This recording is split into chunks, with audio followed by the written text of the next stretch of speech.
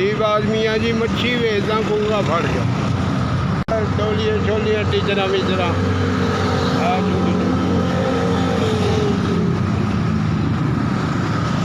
तो 400 बना लेने। मेरे 4 2 बच्चे 2 बेटियां।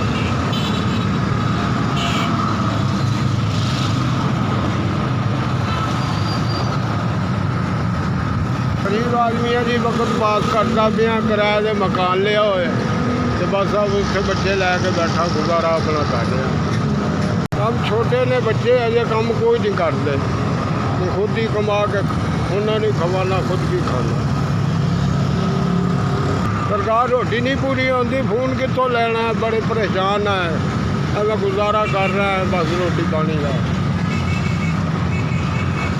7 बच्चे ने ते बीवी है, मैं आप तो खर्चा बहुत ज़्यादा है। तो मैं गरीब आदमी है, मैं बुढ़ा बनना, मेरे को कमाया नहीं जाता। मैं मजबूर होकर अपना दिहाड़ी लाना, कमा कर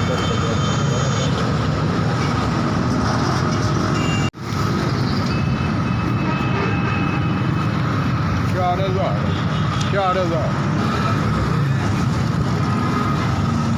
जी। मैं बड़ा शुक्र अदा करना उसका, जिस इंसान ने मेरे अल पैसे भेजे ने, मैं बहुत बहुत शुक्र अदा करना उसका। अल्लाह उन्हें जिंदगी देवे, अल्लाह ताला उन्हें मदीने पहुँचावे, अल्लाह ताला उन्हें बहुत कुछ देवे। मैं बड़ा राजी हाँ वो दे, उन्हें मेरे बच्चों का खर्चा दे दिता, मैं बड़ा खुश हाँ।